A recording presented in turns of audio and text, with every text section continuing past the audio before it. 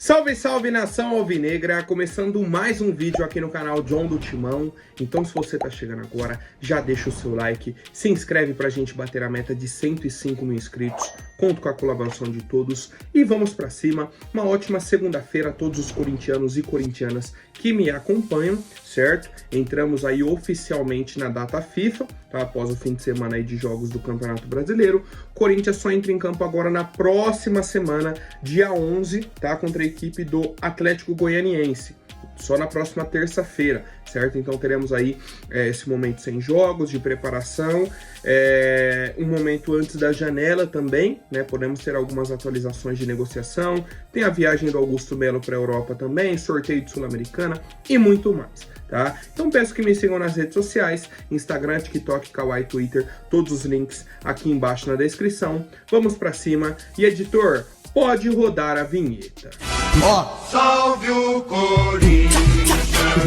Bom, família, já quero apresentar para vocês a Mais Ágil, parceira aqui do canal John do Timão. Para você que quer fazer a antecipação do seu FGTS, aproveitem, certo? Entre em contato com a Mais Ágil, tem o link aqui na descrição, tem o telefone no banner também. Pode mandar uma mensagem e falar, ó, vim pelo canal John do Timão, certo? Quero antecipar o valor do meu FGTS, faço a contribuição todo mês, né? Sei que tem um valor bacana lá, preciso desse dinheiro para fazer uma viagem, para pagar uma conta, não importa qual seja a sua necessidade, a Mais Ágil é a solução rápida e simples, tá? Então aproveitem, vamos para cima e vai Corinthians!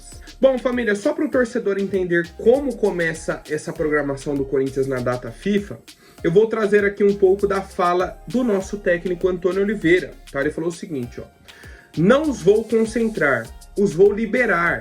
Com essa maratona de jogos, sobra-se muito pouco espaço, o que nos dá estabilidade é a família. Temos que desfrutar dela para depois voltarem frescos. Algo que senti hoje não foi o aspecto físico, foi o aspecto emocional. Os mesmos 11 de terça jogamos uma decisão pelo primeiro lugar. Isso conta, é só olhar para as alterações do adversário. Tá, então ele falando aí que o time jogou uma decisão na terça-feira, né, contra o Racing, valendo a primeira colocação do grupo, o time foi muito bem, e aí chega no sábado o aspecto emocional que pegou a equipe, certo? Não o aspecto físico, beleza? E aí ele conclui: percebemos que andamos no início do campeonato em construção. Hoje foi mais desgaste emocional do que físico. Quando tivemos que ir para cima nos últimos 30 minutos, nós fomos.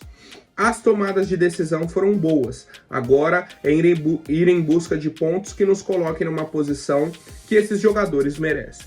Tá? Então, pelo menos ontem já tivemos a folga, talvez hoje tenhamos mais uma folga para o elenco, né? E aí a gente já inicia o ritmo de treinamentos, trabalho regenerativo, e aí começa, né? Começa essa semana de preparação, tá?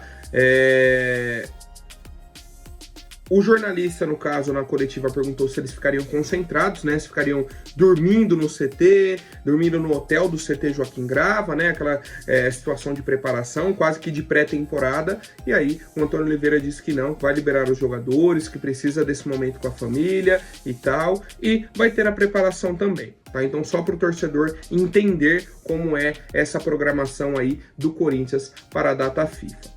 Bom, e ele citou a questão da nossa situação no Campeonato Brasileiro. Vou pedir para o editor colocar na tela aí a tabela. O João falou ontem, né? Mas tivemos aí os jogos de domingo à tarde e algumas mudanças, tá? Algumas derrotas, vitórias e empates aí que mudam um pouco a tabela, tá? Situação do Corinthians segue complicada dentro da zona do rebaixamento e o que me chama a atenção: o Corinthians é um dos únicos times que tem 7 jogos. É Corinthians, Fluminense e Vasco, na parte de baixo da tabela, tá? Porque do 7º colocado para cima, todo mundo tem 7 jogos. Por quê? Tem um número maior de jogos, logo tem um número maior de pontos. Seria a lógica, né? Só que Fluminense, Vasco e Corinthians estão indo contra essa lógica. O Fluminense conseguiu um empate a mais que o Corinthians, o Vasco não empatou no campeonato, mas venceu uma a mais, né? Então os dois aí estão com 6 pontos, o Corinthians com 5, e aí os demais times, né? Temos Cuiabá com 0, Vitória 4 pontos, Atlético Goianiense 4, Vitória 1 ponto, Atlético Goianiense 4 pontos, mas todos aí não bateram 7 jogos. E tem o Criciúma, por exemplo, que é a mesma pontuação do Corinthians, mas tem apenas 4 jogos. Tá? Eles vão jogar ainda 3 vezes para igualar o número de partidas do Corinthians. Qualquer empate já distancia, certo? Isso que já estão acima por conta do saldo de gols, certo? Cara, para mim a situação é a seguinte, o Corinthians não vai brigar com Cuiabá, com Vitória, com Atlético Goianiense, com Criciúma, com Juventude, talvez com Vasco. Na minha opinião, não briga. Não briga. Hoje é a nossa realidade. Mas a projeção que eu tenho para campeonato não é a realidade do Corinthians essa daí, certo? Mas, para não ser a realidade, o Corinthians precisa dar uma resposta. Precisa corresponder dentro de campo. Certo, família? Então, tabela atualizada e a gente segue com as novidades.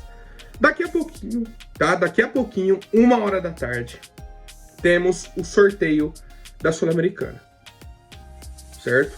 Transmissão da ESPN ou Star Plus, né? Para quem quiser assistir ao vivo aí o sorteio e tudo mais, tá? E aí, pro torcedor que não entendeu como funciona esse chaveamento e tal, a Conmebol Sul-Americana fez uma arte, pedi pro editor colocar na tela aí, ó, sorteio oitavas, os times que classificaram em primeiro. Então temos o Independente Medellín, Cruzeiro, Belgrano, Fortaleza, Esportivo Ameliano, que passou no grupo do Atlético Paranaense, né? Se tiver só o escudo aqui, a gente não sabe qual time é. Corinthians, Lanús e Racing, né? Então temos aí clubes brasileiros, clubes argentinos, certo? E aí como que fica o pote 2? Esses times estão esperando o adversário do pote 2. Aí no Playoff A, por exemplo, podemos ter já os jogos aí do Playoff, né? São os times da coluna da esquerda contra os times da coluna da direita. Então, o segundo colocado da Sul-Americana contra o terceiro da Libertadores. Aí podemos ter, por exemplo, Boca Juniors e Libertad. Certo? E aí eles ficariam no Playoff A. E aí o Corinthians é sorteado, por exemplo, vai enfrentar o Playoff A.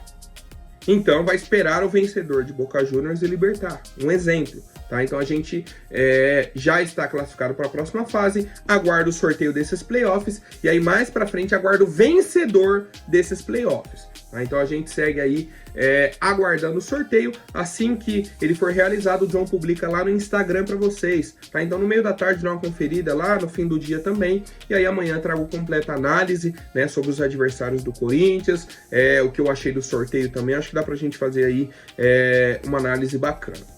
Certo, família? Seguimos com as novidades. Falando de mercado da bola, ontem, o Benjamin Bach trouxe que o Corinthians estava 90% fechado com o Daverson, centroavante da equipe do Cuiabá. O Daverson tá negociando com o Corinthians, isso, aquilo, tá praticamente fechado. Só não vou falar que tá 100% porque falta assinar o contrato, mas tá bem encaminhado, 90%. E aí, no complemento do dia, recebemos outras informações. E todas as outras informações que recebemos é a seguinte: não tem negociação entre Corinthians e Daverson, entre Corinthians e Cuiabá pelo Daverson, não tem. O próprio presidente do Cuiabá negou, né, falou que realmente não tem isso, falou que o Corinthians não entrou em contato. Eles podem estar interessados, mas até o momento não conversaram com o Cuiabá. Do lado do Corinthians, né, muitos dirigentes já falaram, a gente não tem interesse no Daverson. O Antônio Oliveira gosta do atleta e tudo mais, houve essa conversa, mas o Corinthians não está negociando com o Daverson. Tá? Então, apesar da informação do Benja, o complemento que tivemos é que não tem negociação pelo atleta. Tá? E aí, eu concordo com essa não negociação. A gente debateu bastante aí na live ontem, né? E na live de sábado também, mas principalmente ontem. Inclusive, obrigado a todos que compareceram na live, que participaram, comentaram e tudo mais. O Corinthians hoje, para trazer um centroavante do nível do Daverson, tem que vender o Pedro Raul. Porque senão você vai ter dois centroavantes praticamente do mesmo nível, dois caras que não resolvem o seu problema, e gastou dinheiro. Porque você pagou caro para ter o Pedro Raul. Entendo que a contratação do Pedro Raul não foi um pedido do Antônio Oliveira, foi uma contratação do Mano Menezes. Ok. Só que temos o Pedro Raul hoje no elenco. E aí? E aí? Para trazer outro centroavante, tem que ser um cara que vista a camisa do Corinthians e resolva o nosso problema. O Daverson não é esse cara. O Pedro Raul não é esse cara. Certo? Então, eu não contrataria o Daverson, principalmente, pensando em montagem de elenco, principalmente por essa situação, mas quero saber a opinião do torcedor corintiano. Bom, família, e ontem à noite também, né, tivemos a situação aí do Gabigol. Tivemos Vasco e Flamengo, né? O mando foi do Vasco, Maracanã, 6-1 pro Flamengo. Um amasso. Inclusive, quando o Vasco fez 1-0, meu Deus do céu. Tava vendo a rede social aqui, pronto. Só o Corinthians que foi amassado pelo Flamengo. Até o Vasco tá jogando. Só no primeiro tempo já acabou 3-1 pro Flamengo. Tava os 11 em campo, né, dos dois lados. Aí o João Vitor foi expulso praticamente no último lance aí do primeiro tempo. Volta, eles tomam mais 3. Totalizando aí 6-1, né, igual o Corinthians fez no São Paulo com os reservas. Beleza. 6-1 pro Flamengo. O Gabigol entrou no segundo tempo, né, na reta final. Fez o último gol. E mesmo assim foi vaiado pela torcida do Flamengo. Xingado. Né, o Gabigol, tananã, o Flamengo não precisa de você. Situação lá tá horrível para ele. Acabou o jogo, o Gabigol fez a seguinte publicação na rede social: de todos os lados, somos pressionados, mas não desanimados. Ficamos perplexos, mas não desesperados. Somos perseguidos, mas não abandonados. Abatidos, mas não destruídos. 2 Coríntios, capítulo 4, versículos 8 e 9.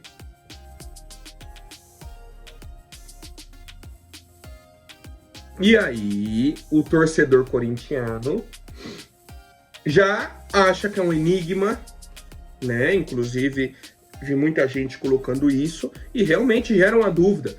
O Gabigol, se for perguntado hoje, ele vai falar, é só um versículo da Bíblia. Pronto.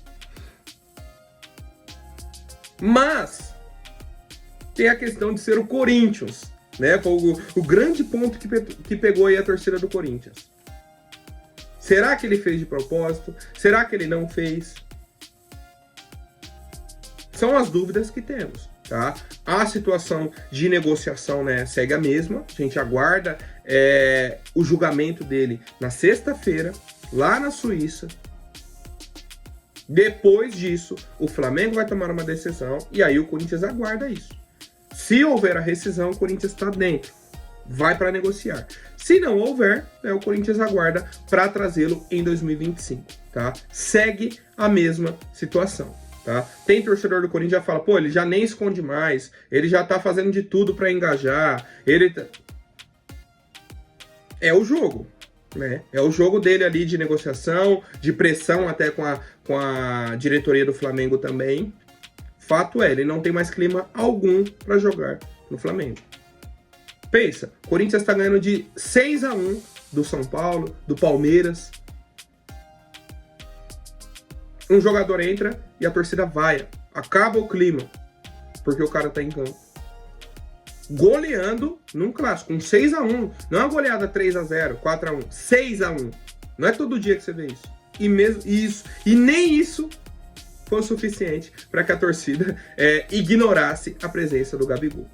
Certo, família? Por hoje é isso. Amanhã eu volto com mais novidades sobre o nosso Coringão. Até mais, um forte abraço e vai Corinthians!